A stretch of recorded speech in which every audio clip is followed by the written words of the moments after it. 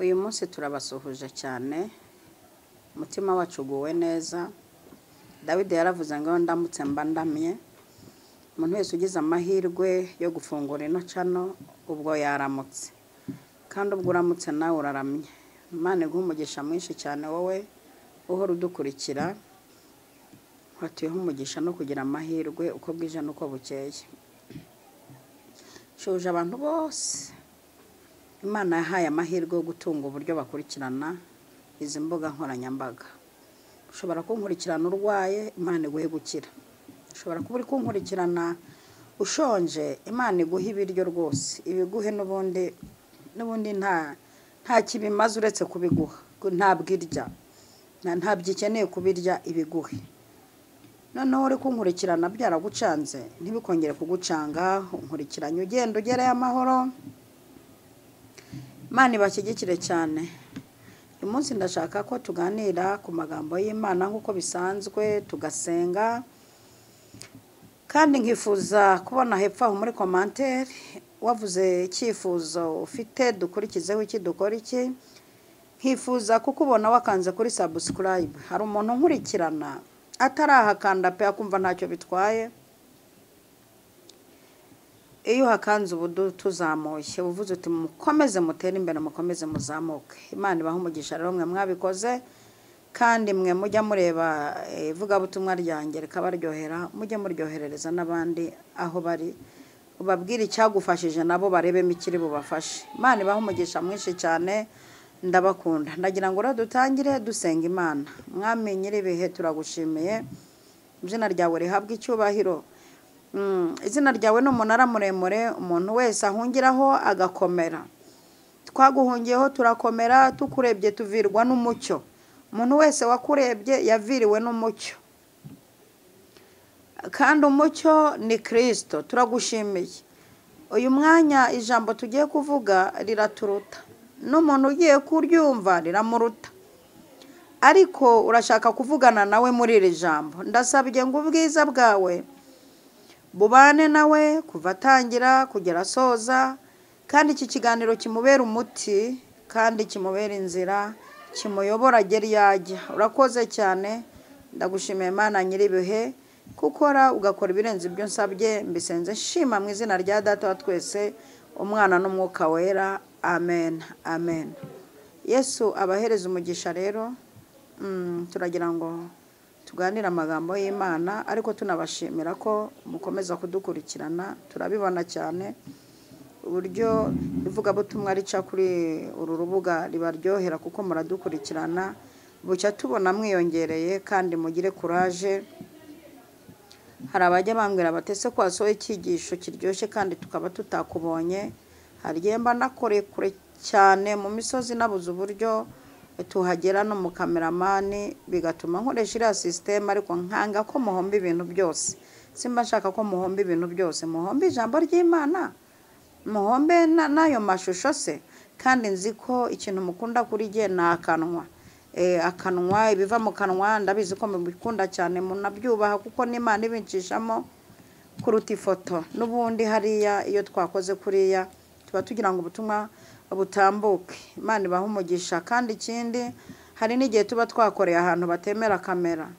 Hari insengero zitubuza kamera bitewe n'impamvu runaka zabo ku giti cyabo.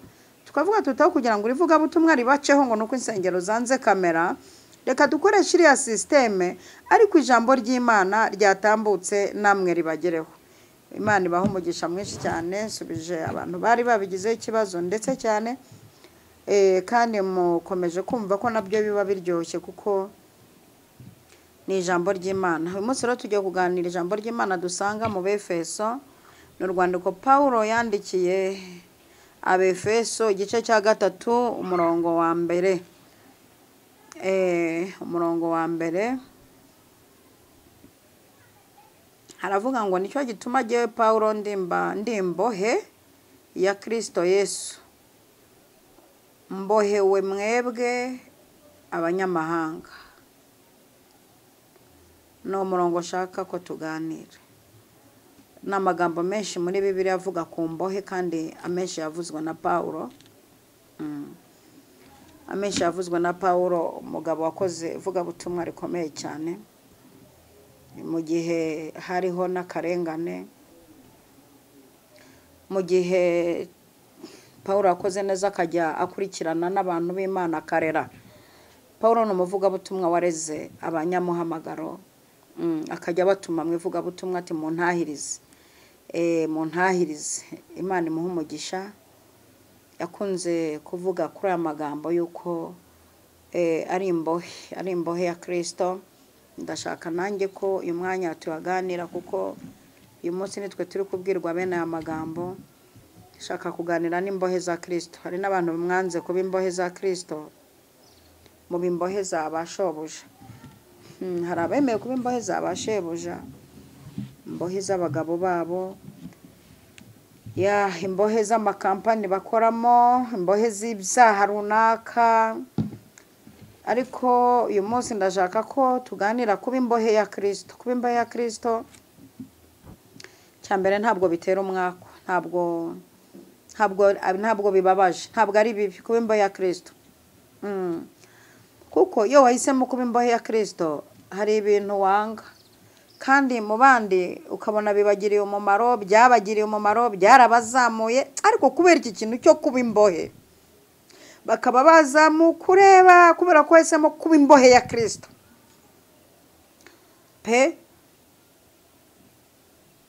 Imana idufashe cyane, Imana idufashe kumvira ijambo kandi rifite icyo rikora ku mutima. Kuko imbohe ya Kristo iyo yanga ibyo abandi bakunda, nicyo kibazo. Yanga ibyo abandi bakunda. Iri imbohe ya Kristo butari bujya mu kabyiniro nk'abandi, butari bujya mu kabari kunywa agacupa nk'abandi. Iri imbohe ya Kristo hari igihe abandi biyambarira akamene kandi ukabona pe karababere nta nicyo bagatwara, ariko kuko wabaye imbohe kumva ubwo busa n'uri bubwambare. Imbohe ya Kristo itandukana n'abandi bantu, kandi uri kumwe n'abantu, ukaba uri kumwe n'abantu ugatandukana n'abantu. Batubwira aho gutega igitambaro byaturutse.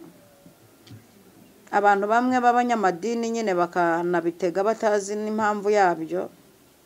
Korinto hari umujyi, byaturutse mu Korinto, wari umujyi ukize cyane, ukize ariko ugira n'ibintu by'ubucuruzi cyane. Ni ahantu habonetse uburaya, ni ahantu hambere habaye uburaya bwinshi bukabije, kuko ubukire bwinshi bwabatewe umurengwe barasambana. Noneho habonekamo abantu bafashe umwanzuro uko batazasambana.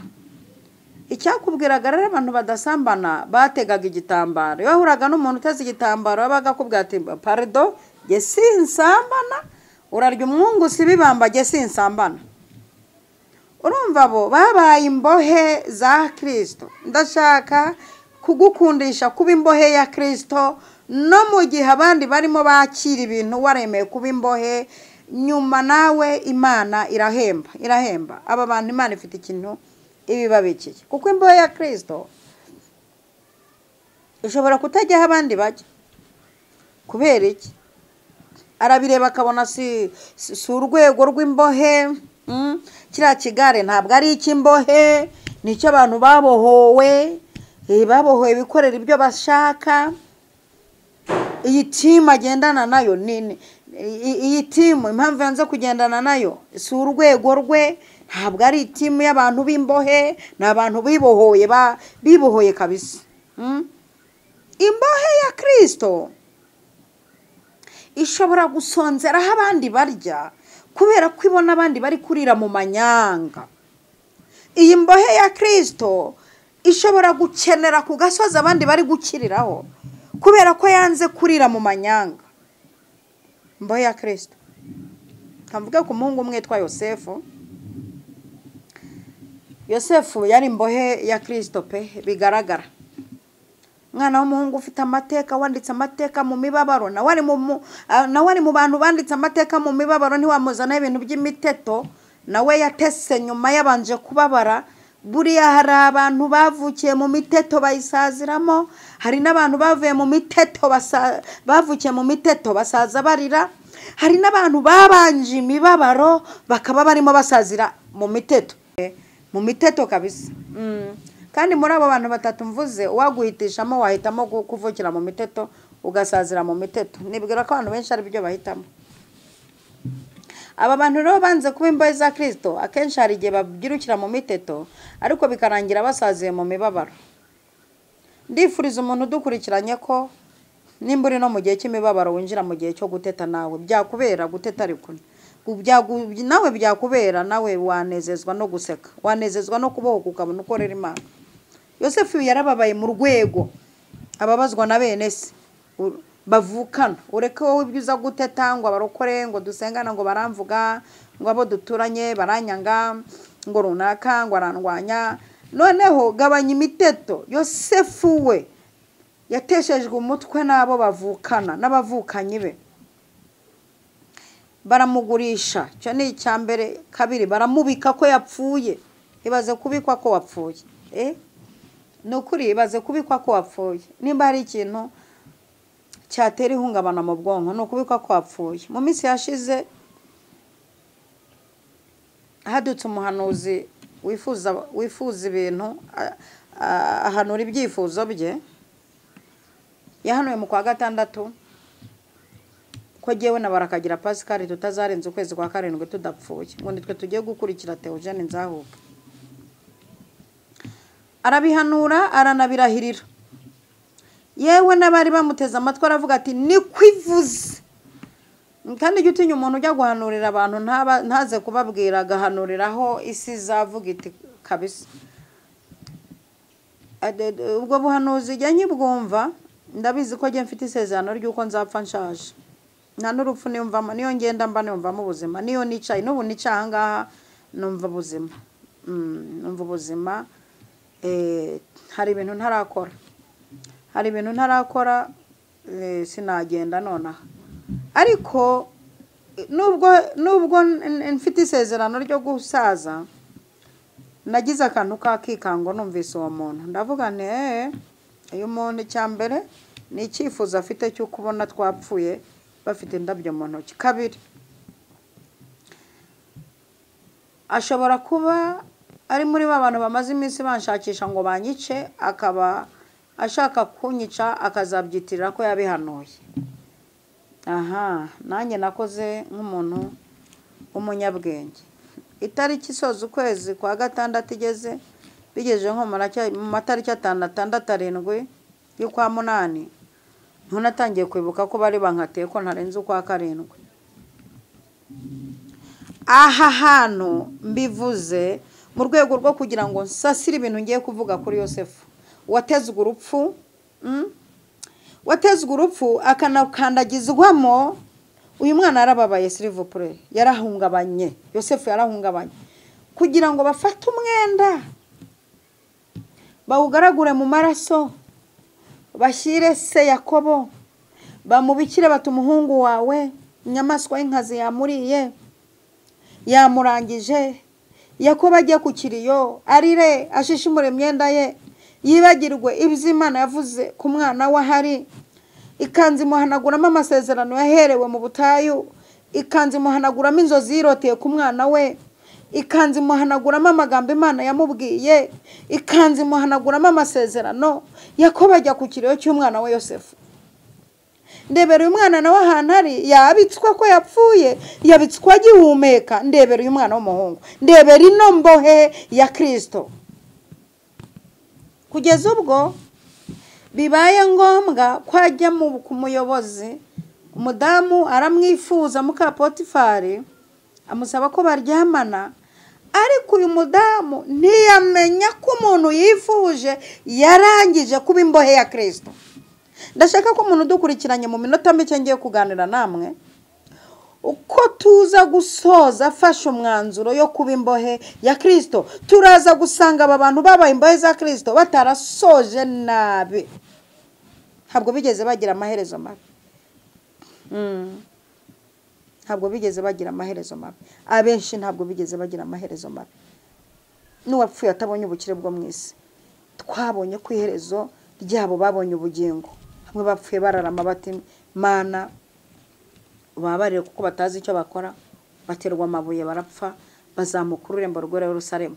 Nuko imbohe za Kristo zipfa zemera gupfira uyu mwami. Iyo uri imbohe ya Kristo wemera no kubipfira, we ubyisigira n'irange. Yewe we ibi bintu iyo wemuhisemo kuba imbohe usa nayo, usa n'imbohe ya Kristo. Imana ishimwe cyane. Ese sinjya mbona abantu bemeye kuba imbohe z'amakipe yisiga amarangi ukagira ngo ni inzu. Nyangira n'amatsiko bara abantu bagiye muri douche ukuntu bibavaho we. Dore icyo bita kuba imbohe y'ikintu. Reka ubeshya ngo uri imbohe ya Kristo taranasenga n'umunsi umwe. Nta n'ikintu na kimwe urakora kigaragaza kuri imbohe. Dore kuba imbohe y'ikintu ni kuri asasi. Ukisiga amarangi ukazenguruka umuhanda ukavuza fufuzera ugasaragurika. Kura niko kuba imbohe y'ikintu. Ariko kuba imbohe ya Kristo bisaba gusa nayo, gusa nawe. Bisaba gusa nawe. Kuba imbohe ya Kristo bigusaba amategeko n'amabwiriza birubahirizwa, kugendana n'abagenzi bawe b'imbohe. Muri ibyo yaravuze ngo jyubana n'abayo. Bisaba amakondisiyo. Petero yari imbohe ya Kristo umunsi umwe ajya no kubiburana aravuga ati nkatwe twemeye kuba imbohe zawe twasize tugasiga hatondagura ibintu yasize. Imbohe zigira ibintu zisiga kandi bifite umumaro, zigasingira ibiri imbere. Ko Paulo yaravuze ati genda siganwa sinkutazi yonjya, ndaterana ibipfusi simusha, ndasiganwa ndamaranira kugeraho Kristo yanteganyirije. Imbohe nicyo bivuze. Imbohe iba mu bintu igasa nabyo, ugasa nabyo pe, ugasa n'ibyo urimo. Urahari gireho umuntu akakubwira ngo numurokore, washaka ikimenyetso cy'uko ari numurokore ukakibura pe, ukanikanga. Umuntu wipresence ko ari umurokore ko bitamusa. Ntabwo asa nabyo pe. Bisaba gusa nabyo, bisaba gusa n'uwo wiboheye. Mani dufashe cyane. Yosefu yageze ubwo umugore amubwira ati turaryamana. Uyu mugore ahusha intego. Yibeshye ku muntu waboshywe, Kristo yaboshye ahantu hose. Yurimbo ya Kristo ibiganza biba biboshye, ntibikora ikibi, ntibikora ibizaha. Yurimbo ya Kristo ibice by'umubiri byawe byose biba biboheye kuri Kristo, ntibikora icyaha. Imana ishimwe cyane. Nta mbohe ya Kristo ikora icyaha, nta mbohe ya Kristo inywa inzoga, nta mbohe ya Kristo isambana, nta mbohe ya Kristo iraguza, nta mbohe ya Kristo igambanira bene se. Nta mbohe ya Kristo yishima ku muntu, nta mbohe ya Kristo igira amagambo. Hari igihe mwigisha umwegeze kwigisha ati Betaniya barahamba, ariko ino bahamba nabi kurusha Betaniya. Betaniya bahambye Lazaro baramubohaboha, ariko ino bahamba nabi. Bahamba mu kanwa, umuntu akagahamba mu kanwa akavuga ko uzapfa ntacyo ugezeho. Ambabwira hari abantu bavuga, ariko ino nabonye abantu bavuga. Maze iminsi no narabonye abantu bazi kuvuga, umuntu akavuga akagera no kuvuga ku muntu wapfuye pe. Ino abantu baravuga bakavuga n'umurambo, bakavuga n'umuntu maze iminsi yarapfuye, bakavuga umva reka mbabwire. Reka mbabwire Uwiteka abohe reka tube imbohe n'umuntu ubohoye, tube imbohe n'ibirenge bibohoye, tube imbohe n'umuntu atureba abone ko turi imbohe ziboheye muri Kristo Yesu. Nuko kugeza ubwino umugore yifuza umwana w'umuhungu ari muri ruriya rwego. Ino barakaze kwera, ino barakaze. Ino barakaze. Ino urabyibuha bakavuga batanywa imiti, kanabwo bakavuga bati nta birya agira. Ino urambara umwenda wa make bati ntacyo agira, wakwambara uwa menshi nabo bataratubura. Ino uricecekera watuza batumushiha, waseka batarahaza. Ino urakora ibikorwa by'Imana bati n'umusaza aresikoroka, wapfa nabwo bakavuga. Yewe ino haragoye. Ndashaka rero kwigisha uburyo wabino ukaba imbohe ya Kristo, ibintu byose ukajya ubireba nk'ubambwe nabyo wabireba bikamera nk'ibibambye kuri wowe. Mani yahabwa icyubahiro. Yosefu arangije aravuga tumva yewe ntabwo turi busambane, ibintu byose ndabyemerewe ariko ntabwo urimo, mu bintu nemerewe ntabwo urimo. Umwana w'umuhungu bimuviramo gufunga igifungo, kiriya gifungo cyari cya burundu, ariko ndashaka kukubwira uri imbohe ya Kristo uburyo hari ibifungo bikurwaho, hari ibintu bya burundu dushyirwaho n'abantu ariko tukabivanwaho nuko twemeye kuba imbohe za Kristo. Mana ishimwe cyane. Hari ibintu, hari ukuntu barabaye imbohe ya Kristo ariko n'abantu bagashaka kukubonerana nabo bakakuboha, bagashaka kukugira imbohe ukabohwa kabiri. Wemeye kuba imbohe ya Kristo ariko n'abantu barashaka kukuboha n'ukuri kw'Imana, bashaka kuboha ibiganza byawe, bashaka kuboha mahirwe yawe, bashaka kuboha inyenyeri yawe. Ni ikibazo gikomeye cyane. Ariko Yosefu igihe kiragera mu gifungo cya burundu yari yakatiwe, Uwiteka aramuburanira cyane, aca mu nzozi. Imana igiye kugutabara ntibura ahantu icyo. Herigara Imana gutabara inyuze mu nzozi. Yosefu se ntiyatabawe binyuze mu nzozi. Nibuke ko yagiraga impano yo kurota ariko atagira kurotora. Ariko umunsi wo gutabarwa atabarwa no kurotora. Uwiteka ameze impano muri we yo kurotora. Ageze muri gereza ntiyongeye kurota, ahubwo yagize amavuta yo kurotora. Imana itugirire neza cyane. Atangira kujya arotora ibintu bikababyo. Barangije rero hatera ikibazo kuri tere. Umuyobozi ararota, Potifari ararota ati ndose inka 7 z'iminanu ni 7 z'imishishe, ndota iminani iri imishishe gumya kunanuka. Ararota agera no ku mahundo. Bisaba ko Yosefu imbohe ya Kristo, imbohe y'umwami bamuhubuza muri gereza. Araza aza gusobanura inzozi. Amaze gusobanura inzozi ahabwa kuyobora, ahabwa agaciro, ahabwa icyubahiro, ashyirwa hejuru nawe, izina rye riramenyekana, ahinduka umusitari. Abamubitse baramukenera, abamutaye mu rwobo baramukenera, abamugurishije baramukenera, abamwise Karosi bakamuhimba amazina baramukenera. Ubara abantu baduhimba amazina bitewe nuko turi imbohe. Bati ati turashaka tuyobore kwa wa muntu, ati wa wundi, ati wa muyobe umwe wirirwa avuza ingoma rugura aho ngaho, wirirwa avuza agapendo rugura, ati umwe wirirwa wirukanka n'ibitabo, umwe wirirwa wirukanka mu nsengero, umwe wirirwa avuza induru ngo nimuvugira ngo Imana. Urumva ibyo ni bimwe mu bimenyetso biranga umuntu wemeye kuba imbohe. Nimba remeye kuba imbohe hamwe uba imbohe ya Kristo, ariko ejo uratungurana. Imana ishimwe cyane. Ikibazo muri iri jambo kirabaza ngo uri imbohe yande? Aho ntushobora kuba imbohe ya boss wawe,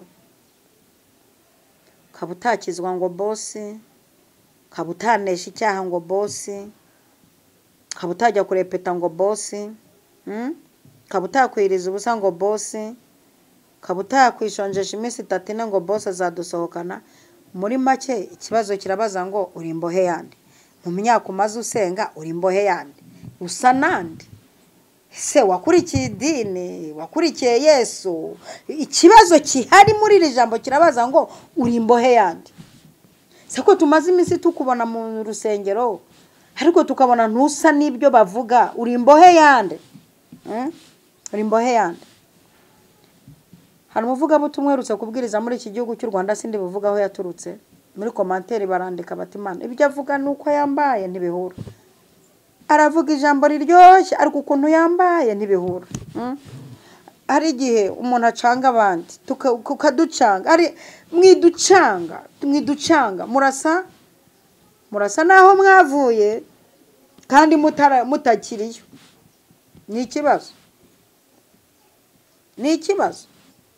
Uri imbohe yande? Uri imbohe y'inzoga. Ari abantu babohewe mu nzoga, hamwe avuga ati jewe narakijijwe. Hari ugeze kumwatima Marone, narakijijwe ububona, ntanga ibya 10, ntanga amaturo, ndaterana, nta teraniro nsiba. Ntatari ko birya byose ubona nuzura umwuka wera, birya byose ubona mbwiriza, birya byose ubona ati inzoga pe, ati inzoga arananiye. Atari ko ati nywa mu kinyabupfura, ati nkanywere wanjye mu cyumba, ati nkanywa ntashye, nkanywa ndyamye, niko kamfasha gusinzira. Subwo urumva nimba nawe umeze nk'uwo, urumva utaboheye mu businzi?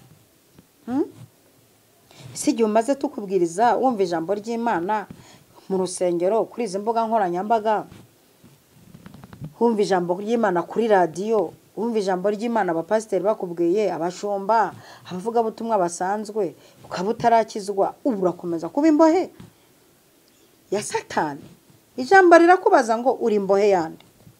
Hari n'abantu babohewe mu busambanyi we, avuga ati jewe rwose n'Imana irabizi ko byananiye, ntiyandenganya, narayisabye ngo ime kubireka byarayinaniye rwose nimundenganya. Ngahumva nawe ngo waravuze, gusa ubivuze iki? Ibintu byose twaretse nuko tutabishakaga. Reka inzoga twaziretse tuzi ko umuntu yazinywa agashira inyota. Reka twaretse kubesha byinjiza, gusa ntitwaretse kwiba, turi abajura ntitwibaga tugatahana ibyo twibye, kuko twemeye kuba imbohe za Kristo. Uri imbohe yande. Kumaze igihe urepeta, kumaze igihe usengera aha hantu, kumaze igihe utanga amaturo, kumaze igihe ushyira imibyizi muri urwo rusengero, ariko ukaba utari imbohe ya Kristo. Si ibi bintu uri gukora bizandikwa he? Birihe? Uri imbohe yande. Hari imbohe z'ibinyoma, z'abanyabinyoma, hari imbohe zisebanya, hari abantu bemeye kuba imbohe neza, babimbata z'ibyaha neza babimbata. Babimbata. Uri imbata y'iki? Ko ariko ijambo ryavuze. Nicyo gituma agiye Paulo ndi imbohe ya Kristo Yesu. Mbohewe mwebwe abanyamahanga. Mbohewe mwebwe abanyamahanga. Ijambo rirakomeye cyane. Yagaragaje n'icyatumye abimbohe. Twari igihe abanyamahanga twemeye kuba imbohe zanyu, tugafata igihe cyo gusenga, dusengera igihugu ngo kibone amahoro, dusengera abatunanye ngo babone amahoro. Imana yo mu ijuru ikagusha imvura mu mirima y'abakiranutsi, ikagusha n'imvura mu mirima y'abapagani bahinze urumogi. Siko Imana igusha n'imvura mu murima w'urumogi de? Siko Imana ivubira imvura babi n'abeza? Usiko n'aba bantu babi Imana hari umugisha ba? Kuko arabivuze mu ijambo ry'Imana. Imana arabivuze mu ijambo ryayo. Iravuga ngo nzabasukira umugisha. Ndi Imana ivubira imvura babi n'abeza. N'abantu mwana ni Imana hari umugisha yemera ikabaha. Niyo mpamvu Bibiliya ivuga ngo ibyo urabikora nka kuyora ukibwira ko mwanya nawe. Nzabishyira imbere y'amaso uko bikurikirana. Ariko iri jambo ndashaka ko wankurikiye, umaze igihe ufite ibintu bubohewemo, ndifuza kuba imbohe ya Kristo. Ukaba imbohe ya Kristo. Imana ishimwe cyane. Ndibuka ko Paulo na Silas umunsi umwe babafunze, babafunga mu buryo bubi, burimo no guhohotera cyane, kandi babafunga babagiriza ikisi. Biriwe basenga, birirwa babwiriza ubutumwa, birirwa birukana indwara mu bantu, birirwa mu kazi k'Imana, ngo maze bigeze ku mugoroba ngo barabakubita, babashyira muri gereza, babahambira mu mbago, barabafunga, bafunganwa n'izindi mbohe. Bafunga gereza, bashyiraho abacunga gereza banabacunga. Ngo maze izi mbohe za Kristo rero zigira ibiziranga. Umunwa ntiwari uboshye, baboshye amaboko, baboha amaguru, ariko umunwa ntiwari uboshye. Ngo bigejeje mu gicuku, Paulo na Silas bararirimba. Ngo bararirimba, ariko hari ukuntu umuntu aririmba ukabyumva pe, kumva ikirere yagifatishije, kumva yagezeyo, kumva ubwami bw'Imana bwaje, ukumva ikirere agifite atya. Imana ishimwe cyane. Ngo baririmbye, ngo izindi mbohe zirabyumva. Zirabyumva ko ikirere cyatatswe, zirabyumva ko ubwami bw'ijuru bwaje. Ngo iminyururu izihambiriye iradohoka, ngo gereza irifungura nta muntu ukozeho. Aba bacunze barasinzira nta muntu batefenerega. Ngo maze mu gitondo ngo bakangutse, ngo babona imiryango irarangaye, ngo bagiye kwica Paulo na Silas. Baramubwira, babwira ababacunga bati mwikwigirira nabi, twese turahari, nta muntu n'umwe wigeze acika. Ngibyo ibintu biranga imbohe. Imbohe ya Kristo iriyoroshya. Menya kubana n'abantu. Imbohe ya Kristo ishobora kugendera mu mukono utari wo bitewe n'ibyihunze. Imbohe ya Kristo isa nayo. Umwana asa na se. imbohe ya Kristo igira uko ivuga, imbohe ya Kristo igira aho iteranira, imbohe ya Kristo igira aho irira. Iyo uri imbohe ya Kristo hari ibintu uhurwa, uhurwa ibyo abandi bakunda, ibyinjiriza abandi wowe bifata nk'igihombo kuri wowe. Ndagira ngo dusengere muri iri jambo. Maze igihe wari waratawanyitseho gake, waragiye waribohoye mbega ushaka kumera nk'abandi. Ndagira ngo nkwinginge uce bugufi tugusengere. Imana irakicaye ku ntebe y'imbabazi. Imana iragushaka kuba imbohe ya Kristo, imbohe yayo, gushaka mu bayo ikakubona, gushaka mu bantu bayo ikakubona. Kadusenge. Mana nyiribihe, uriho, wahozeho, uzahoraho. Iki ni igihe cyo kugira ngo abantu bagusenga, abantu bakuririmbira, abantu bakuvugira, abantu bagukorera, abantu binjiye mu byawe. Iki ni igihe cyo kugira ngo bagire imbaraga zo kuba imbohe zawe. Bafatira bakomeze. Iri jambo hari uwo ritsinze, wemeye guca bugufi, musabiye imbaraga, musabiye gutsinda, musabiye kunesha. Haleluya, haleluya, haleluya, haleluya. Musabiye kwaguka, musabiye kwemera kuyoborwa nawe, akaboherwa muri wowe, akaboherwa muri wowe. Iyo umuntu abohewe muri wowe, biteye ubwoba biraza bikamusiga. Iyo umuntu abohewe muri wowe, ntambara za kumanywa n'iza nijoro ntizimushyikira. Iyo umuntu yabohewe muri wowe, hari bihitana abandi ntibimuhitana. Urakoze cyane. Batura aba bantu bari imbata z'ibyaha, baba imbata zawe. Urakoze, ndagushimiye. Umuntu udukurikiranye wese agize icyo nguka muri iri jambo, ndagushimiye kuri Imana ibikoze, kandi ugiye gupfundura umugisha w'abantu bawe. Abantu bakongera bagatabarwa, bakongera bakagira ibyishimo, bakongera bakaririmba, bakongera bakuzura umwuka wera. Ndagushimiye kuri Imana ibikore kwiyubahisha. Byose mbisenze nshima mu izina rya Data wa twese, Umwana n'Umwuka wera. Amen, amen, amen.